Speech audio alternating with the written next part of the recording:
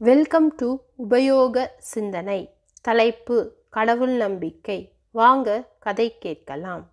சேலம் நகரத்தில் செல்வந்தர் சீனிவாசன் வாழ்ந்து வந்தார். ஆழ்ந்த கடவுள் நம்பிக்கை உடையவர். கடவுளை நம்பினோர் கைவிடப்படார் என சொல்வதை வழக்கமாக வைத்திருந்தார். மக்கள் அவரை மதித்து வணங்கினர். அந்நாட்டு மன்னன் அவரை பற்றி அறிந்தான். தற்பெருமை நிறைந்தவன் சீனிவாசனின் கருத்தை பொய்யாக்க நினைத்தான். அவரை அரண்மனைக்கு வரவழைத்தான். விரலில் அணிந்திருந்த வைர மோதிரத்தை கழற்றியபடி, மோதிரத்தை நீங்கள் பாதுகாப்பாக வைத்திருக்க வேண்டும். 1 மாதத்துக்கு பின் என்னிடம் தர வேண்டும். அப்படி தந்தால் கடவுளை நம்பினோர் கைவிடப்படார் என்பதை ஒப்புக்கொள்வேன். தர இயலாவிட்டால் உடலில் உயிர் இருக்காது என்றான். மன்னா, கடவுளை நம்பினோர் கைவிடப்படார். 1 மாதத்துக்கு பின் தருகிறேன் என மோதிரத்தை வாங்கினார். பின் அவரது வீட்டிற்கு வந்தார். மோதிரத்தை பெட்டிக்குள் வைத்து பூட்டினார். ஒற்றனை அழைத்த மன்னன், உன் திறமைக்கு ஒரு சோதனை. என் வைர மோதிரம் சீனிவாசனிடம் உள்ளது. அந்த மோதிரத்தை அவர் அறியாமல் எடுத்து வர வேண்டும் என்றான். நள்ளிரவில் சீனிவாசனின் வீட்டிற்குள் நுழைந்தான் ஒற்றன். பெட்டிக்குள் இருந்த வைர மோதிரத்தை எடுத்து மன்னனிடம் தந்தான்.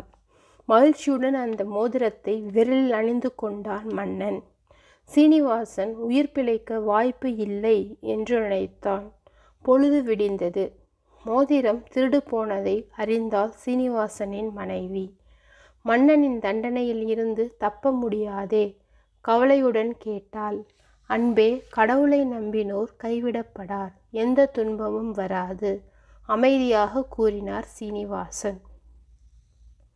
சில நாட்களுக்கு பின் படகில் இனிமையாக பயணம் செய்து பொழுதை கழிக்க நினைத்தான் மன்னன்.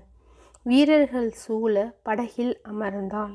கையால் தண்ணீரை துளாவியபடி இருந்தான். அப்படி செய்வது மகிழ்ச்சியாக இருந்தது. அரண்மனை திரும்பியதும் விரலில் மோதிரம் இல்லாததை அறிந்தான். ஆற்றில் விழுந்து விட்டது. தேடுவதால் பயனில்லை. சீனிவாசனிடம் கிடைக்க வாய்ப்பு இல்லை. மோதிரத்தை மன்னனிடம் தர வேண்டிய நாள் நெருங்கியது. மனைவியிடம், கோயில் குளத்தில் நீராடி விட்டு வருகிறேன். நீ பிரசாதம் செய்து வை. கடவுளுக்கு படைத்து உண்ட பிறகு மகிழ்ச்சியாக அரண்மனை செல்கிறேன் என்றான் சீனிவாசன். மனைவியும் அப்படியே செய்து வைத்து கொண்டு காத்திருந்தாள். சீனிவாசன் கடவுளை நம்பி தண்ணீரில் மூழ்கி எழுந்தான். அப்போது அவன் விரல்களில் வைர மோதிரம் தண்ணீரில் இருந்து மாட்டிக்கொண்டது. ஏதோ என்று பயந்து போன சீனிவாசன் தண்ணீரில் இருந்து எழுந்து கையை பார்த்தான். அப்போது அவன் கண்களுக்கு வைர மோதிரம் கையில் ஜொலித்தது. ஆச்சரியம் அடைந்தான். அதை கோவில் குளத்தில் இருந்து கடவுளை வணங்கி எடுத்து வந்து அவனது மனைவியிடம் காண்பித்தான். மனைவியும் மிகவும் சந்தோஷப்பட்டாள். மறுநாள் அரசவைக்கு வந்து மன்னனை வணங்கினார் சீனிவாசன். கடவுளை நம்பினோர் கைவிடப்படார் என்றபடி மோதிரத்தை தந்தார். மன்னன் வியப்பு அடைந்தான். மோதிரம் உன்னிடம் எப்படி கிடைத்தது என்று கேட்டான். நடந்ததை கூறினார். ஆழ்ந்த நம்பிக்கை அற்புதத்தை நிகழ்த்தி உள்ளது என்பதை அறிந்தான் மன்னன். சீனிவாசனை பணிவுடன் வணங்கினான். உங்களை சோதித்ததற்காக மன்னியுங்கள். நம்பிக்கையின் சக்தியை உங்களால் அறிந்து கொண்டேன் என்றான் மன்னன். நம்பிக்கை நல்வாழ்வுக்கு வழிகாட்டும். நம்பிக்கை நலம் தரும்.